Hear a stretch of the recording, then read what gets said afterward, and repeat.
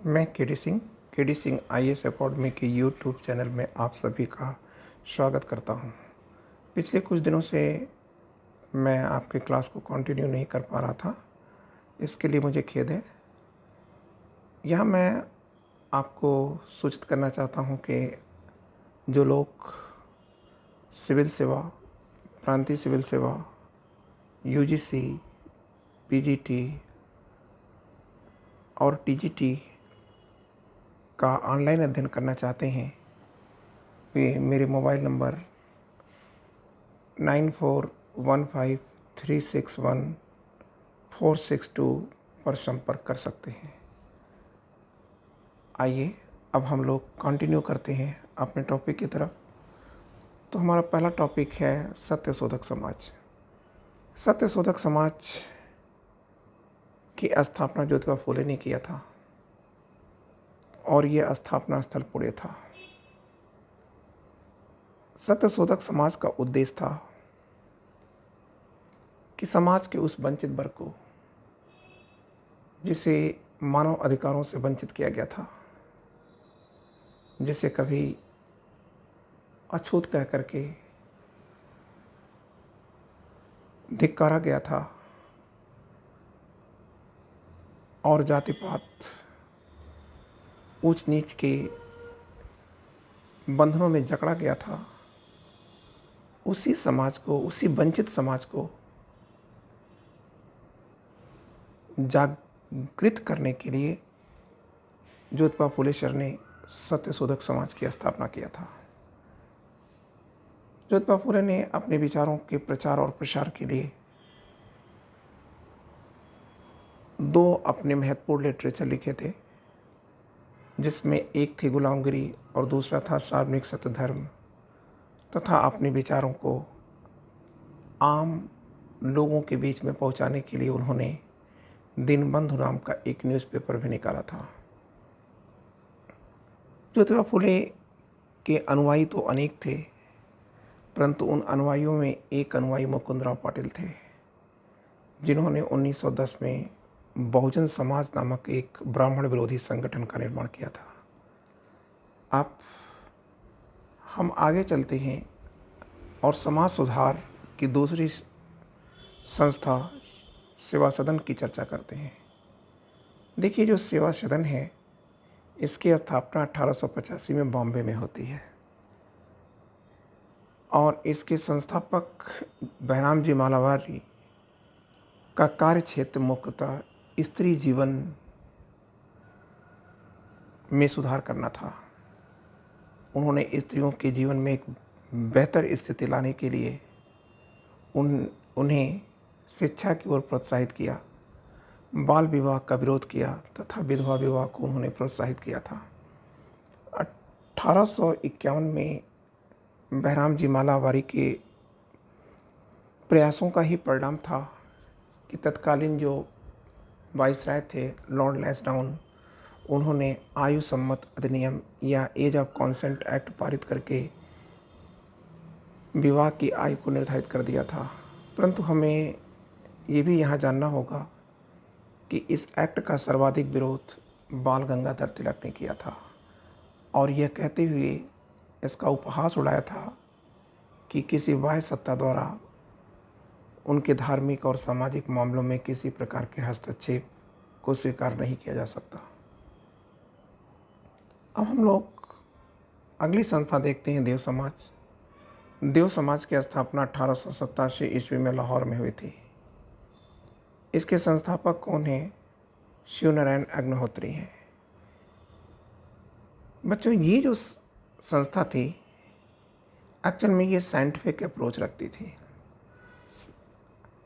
और scientific approach रखने के कारण इसने ईश्वर की सत्ता में कभी विश्वास नहीं किया, क्योंकि इसका मानना था कि ईश्वर में विश्वास करने का परिणाम होगा कि हम एक बार पुनः भाग्यवाद में उलझ करके रह जाएंगे और जैसे ही भाग्यवाद का सृजन होगा, वैसे ही कर्मकांड, अंधविश्वास और पाखंड का स्वतः ही सृजन हो जाएगा और पुनः मानव और मानव के बीच जाति, धर्म और वर्ण, ऊंच नीच की दीवारें खड़ी हो जाएंगी। इसलिए देव समाज ने ईश्वर की सत्ता को मानने से मना कर दिया था और इसके साथ साथ यह संस्था नैतिक एवं आदर्श जीवन जीने की वकालत करती थी। शराब, जुआ और वेश्यागमन का विरोध करती थी। इसका संदेश भी था कि मानव का जीवन दूसरों के उपकार में ही समाप्त होना चाहिए। आगे शारदा सदन नाम की एक संस्था की हम लोग बात करेंगे। शारदा सदन की स्थापना 1889 में यह पुणे में हुई थी। इसकी संस्थापक मैडम रमाबाई थी और यह संस्था भी महिलाओं के जीवन में खुशहाली लाने के लिए कार्य करती है। परंतु यहाँ ये कहना होगा कि शारदा सदन की संस्थापिका रमाबाई ने जो भी सुधार किए हैं वो सवर्ण विधवाओं के हित के लिए किया है, ताकि वे आत्मनिर्भर जीवन को जी सकें। पुनः सेवा सदन रमाबाई और जी के देवधर की संयुक्त संस्था है। इसकी स्थापना उन्होंने 1909 में किया था और इसका भी उद्देश्य ये था कि जो सवर्ण विधवा महिलाएं हैं उन्हें आत्मनिर्भर कैसे बनाया जाए। इसके लिए उन्होंने नर्स और शिक्षक बनने के लिए स्त्रियों को प्रोत्साहित किया था और उन्हें प्रशिक्षण दिया था। अब हम लोग आगे देखते हैं women's Indian association. Women's Indian association की स्थापना 1917 में मद्रास के अड्यार में हुई थी। इसके संस्थापक मार्गरेट कजिन, एनी बेसेंट तथा जीना राजादास हैं। यह संस्था भी स्त्रियों के लिए वर्क करती है, जैसा कि नाम से ही पता है कि वीमेंस इंडियन एसोसिएशन है। तो ये संस्था देवदासी प्रथा को समाप्त करना चाहती है, बाल विवाह को समाप्त करना चाहती है, महिलाओं में अशिक्षा को समाप्त करके उन्हें शिक्षित करना चाहती है और सामाजिक बुराइयों के प्रति स्त्रियों को जागरूक करना चाहती है। अपने विचारों के प्रसार और प्रचार के लिए इस संस्था ने महिला धर्म नाम की एक प्रसिद्ध पत्रिका का संचालन किया था। ऑल इंडिया वुमेन कॉन्फ्रेंस, इसकी स्थापना मार्गरेट कजिन ने 1927 में पुणे में किया था। इसके अध्यक्ष चिमनाबाई गायकवाड़ हैं और सचिव कमला देवी चट्टोपाध्याय हैं। यह मैं आपको याद दिलाना चाहूँगा कि ये मार्गरेट कजिन वही हैं जिन्होंने 1919 में मुसोलीपट्टनम में गुरुदेव रविन्द्रनाथ टैगोर के साथ मिलकर के हमारे राष्ट्रगान जनगण मन अधिनायक जय का अंग्रेजी में अनुवाद द मॉर्निंग सॉन्ग के नाम से किया था। सोशल सर्विस लीग नामक ये जो संस्था थी, इसकी स्थापना 1909 में नारायण मल्हार राव जोशी ने किया था। अब ये नारायण मल्हार राव जोशी गोपाल कृष्ण गोखले के अनुयायी थे। संस्था का उद्देश्य था गरीबों के लिए, दलितों के लिए एवं मजदूरों के बेहतर जीवन के लिए जीविका की तलाश करना है। अपने उद्देश्य को पाने के लिए संस्था ने रात्रिकालीन स्कूल खोले और पुस्तकालयों की स्थापना किया। 1919 में एन.एम. जोशी और लाला लाजपत राय ने 107 जो रीजनल लेबर यूनियन थी उन्हीं को मिला करके all India trade union Congress की स्थापना किया था और अंतर्राष्ट्रीय मजदूर संगठन जो बनाया गया 1919 में, या जिसे हम लोग शॉर्ट में ILO कहते हैं या इंटरनेशनल लेबर ऑर्गेनाइजेशन कहते हैं। तो इंटरनेशनल लेबर ऑर्गेनाइजेशन में भारतीय मजदूरों का प्रतिनिधित्व सर्वप्रथम करने वाले व्यक्ति थे नारायण मल्हार राव जोशी। अब हम लोग सेवा समिति की बात करेंगे। तो सेवा समिति नामक एक सामाजिक सुधार नामक संस्था की स्थापना 1914 में इलाहाबाद में हुई थी। इसके संस्थापक हृदयनाथ कुजरू थे। यह संस्था महामारी, बाढ़ एवं अन्य प्राकृतिक आपदाओं में लोगों की सहायता करती थी तथा शिक्षा के विकास के लिए दलितों और महिलाओं में जागृति लाती थी। आगे हम लोग देखेंगे सेवा समिति बॉयज स्काउट एसोसिएशन। ये संस्था 1914 में इलाहाबाद में बनती है। इसके संस्थापक श्री राम वाजपेयी हैं और इसका उद्देश्य है स्वस्थ शरीर में स्वस्थ मन एवं बुद्धि का विकास करना। इसके अंदर नोट्स में ये बताया गया है कि वार्डन पावेल और उनकी बहन एग्नू द्वारा स्थापित स्काउट गाइड में एशिया और अफ्रीका के काले प्रजाति के लोगों का प्रवेश वर्जित था। यही कारण था कि श्री राम वाजपेयी ने सेवा समिति बॉयज स्काउट एसोसिएशन की स्थापना किया था। वेद समाज की स्थापना 1864 में की गई थी। इसके संस्थापक श्री घरारू नायडू थे। इस संस्था ने केशव चंद्र सेन से पढ़ा लिया था और 1871 में वेद समाज का पुनरुत्थान करके ब्रह्म समाज ऑफ साउथ इंडिया नाम दिया गया था। राजमुद्री सोशल रिफॉर्म एसोसिएशन स्थापना वर्ष 1878 है। संस्थापक बिरसा लिंगम पंतुलु हैं। बिरसा लिंगम पंतुलु को ही दक्षिण भारत का केशव चंद्र सेन कहा जाता है और इन्होंने अपनी संस्था राजमुद्री सोशल रिफॉर्म के माध्यम से दक्षिण भारत में व्याप्त सामाजिक एवं धार्मिक बुराइयों जैसे देवदासी प्रथा है, छूत अछूत है, ऊंच नीच के विरुद्ध जन जागरण करने का कार्य किया था। अब हम आपको बताना चाहेंगे कि जो ब्रिटिश भारत है उसमें जो सोशल रिफॉर्म एक्ट हैं या समाज सुधार अधिनियम है वे कौन कौन हैं। तो उसमें पहला हमने आपको बताया कि शिशु वध प्रतिबंध 1802 में ये गवर्नर जनरल ब्लेजली द्वारा पारित किया गया था, जबकि सती प्रथा निषेध अधिनियम 1929 की सेक्शन 17 के द्वारा लॉर्ड विलियम ने सती प्रथा को प्रतिबंधित कर दिया था। बाल विवाह निषेध अधिनियम 1829 में लॉर्ड विलियम बेंटिक द्वारा लाया गया था। दास प्रथा प्रतिबंध अधिनियम 1843 के नियम 5 के अंतर्गत लॉर्ड एलनबरो ने लागू किया था। हिंदू विधवा पुनर्विवाह अधिनियम 1856 में लॉर्ड कैनिंग के द्वारा लाया गया था। नेटिव मैरिज एक्ट लॉर्ड नॉर्थबुक द्वारा लाया गया था, 1872 में लाया गया था। इसे ब्रह्म विवाह अधिनियम भी कहा जाता है। इसमें लड़के और लड़की की आयु का निर्धारण कर दिया गया था 14 और 18 वर्ष, तथा ये भी कहा गया था कि ये विवाह करने वाले लोगों को एक ओथ लेनी पड़ती थी, एक शपथ लेनी पड़ती थी कि उन्होंने किसी जाति और धर्म का चयन नहीं किया है, अपितु उन्होंने एक मानव द्वारा मानव का चयन किया है या वर्ण किया है। एज ऑफ कॉन्सेंट एक्ट 1891 में लॉर्ड लायस डाउन के द्वारा लाया गया था। शारदा एक्ट 1930 में वाइसराय इरविंग के द्वारा लाया गया था और इसके द्वारा जो है विवाह की आयु निर्धारित की गई थी। Infant marriage prevention act 1931 viceroy Irwin के द्वारा पास किया गया था, जिसमें बाल विवाह को प्रतिबंधित कर दिया गया था। अब हम लोग मुस्लिम समाज में सुधार की बात देखेंगे। तो यहाँ हमें ये कहना है कि अंग्रेजी शिक्षा और ईसाई मिशनरियों के प्रभाव से हिंदू, इस्लाम और पारसी धर्म प्रभावित हुए थे।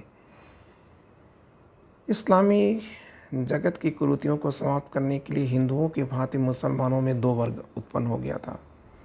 एक वर्ग तो ऐसा था जो इस्लाम को पाश्चात्य शिक्षा एवं सभ्यता के अनुसार सुधार करना चाहता था और दूसरा वर्ग परंपरावादी और चरमपंथी था जो इस्लाम में सुधारों का विरोधी था। तो अब हम लोग देखते हैं कि जो कुछ सुधार संस्थाएं हैं वे कौन कौन सी हैं। तो ऐसी स्थितियों में हमें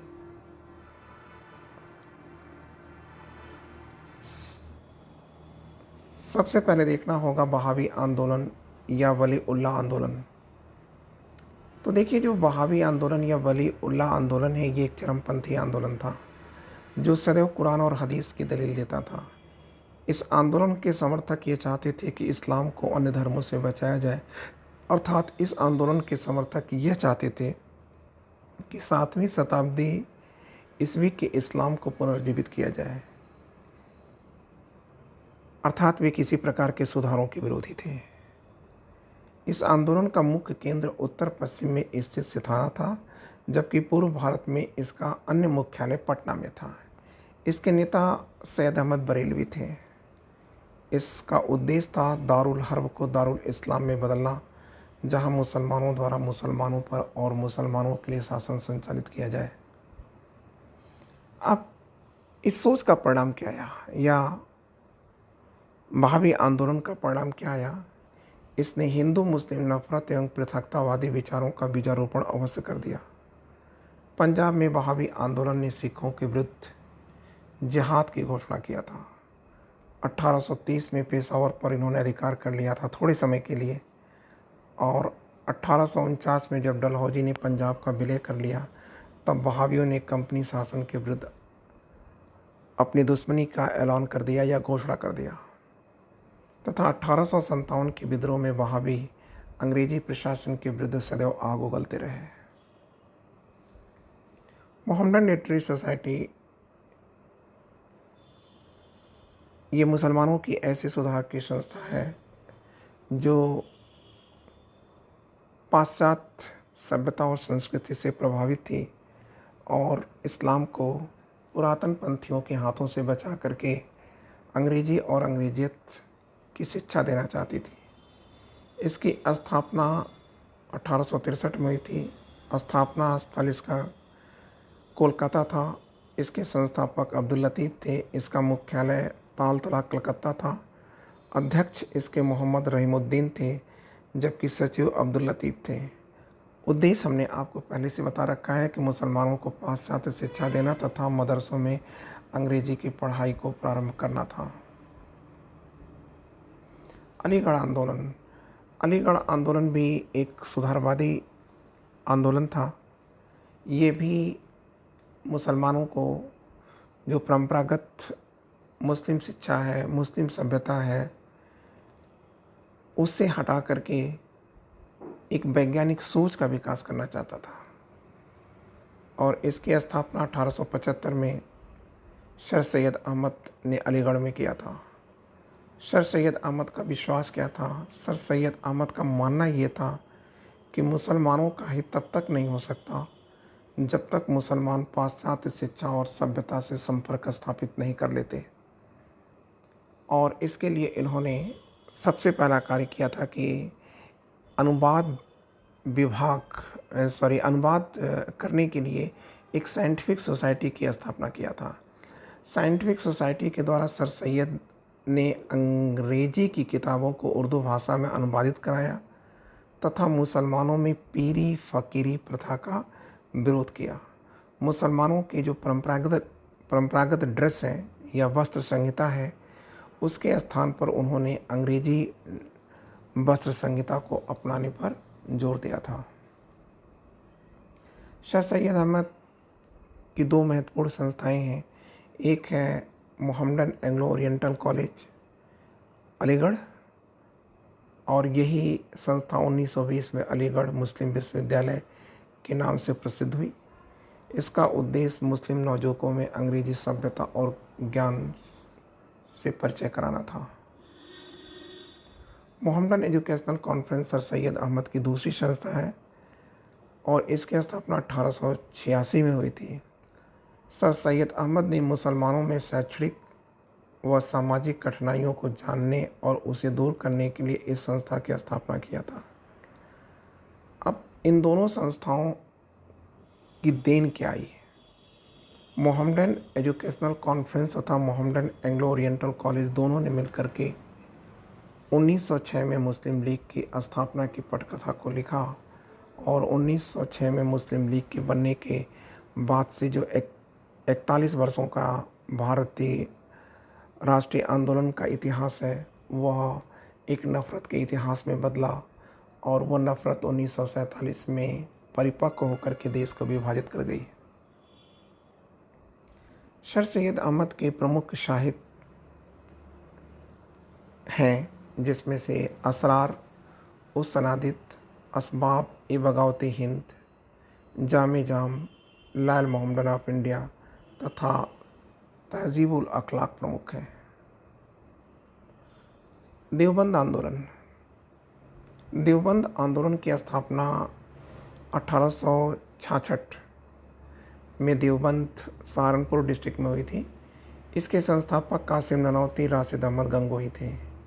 इस संस्था का उद्देश्य क्या था? गैर मुसलमानों के विरुद्ध जिहाद करना और इस्लामिक शिक्षकों को पैदा करना। इस्लामिक शिक्षक अर्थात उलेमाओं को पैदा करना।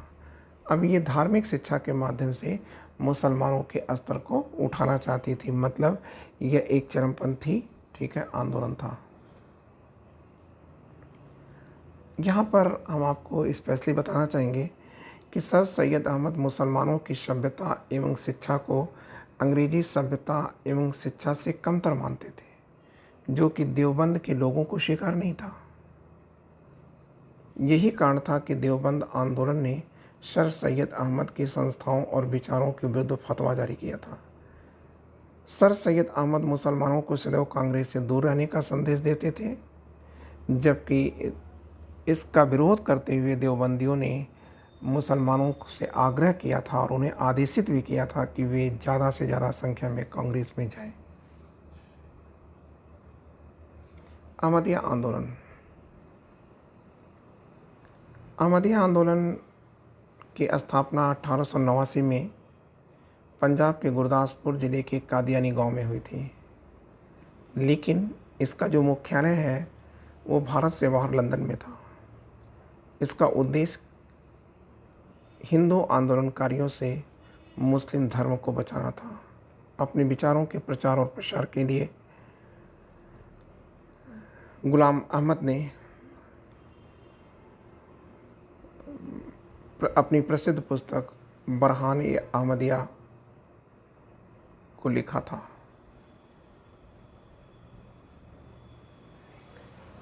दारुल उलूम और नदवदल उलूम, इसकी स्थापना 1894 में हुई थी। इसके संस्थापक शिबली नुमानी देवबंदी थे। इसका उद्देश्य था मुस्लिम शिक्षा में अंग्रेजी और विज्ञान को बढ़ावा देना और एक ऐसे देश का निर्माण करना जहां हिंदू और मुसलमानों में भाईचारा हो। अंतिम टॉपिक हमारा है अहरार आंदोलन। अहरार आंदोलन की स्थापना 1906 में ये कलकत्ता में हुई थी और इसके संस्थापक मजरूल हक, मोहम्मद अली एवं जफ़र अली थे। इसका उद्देश्य था मुसलमानों में राष्ट्रवाद की भावना को जगाना तथा बंग भंग आंदोलन में कांग्रेस का साथ देना। Thank you, wishing you all the luck.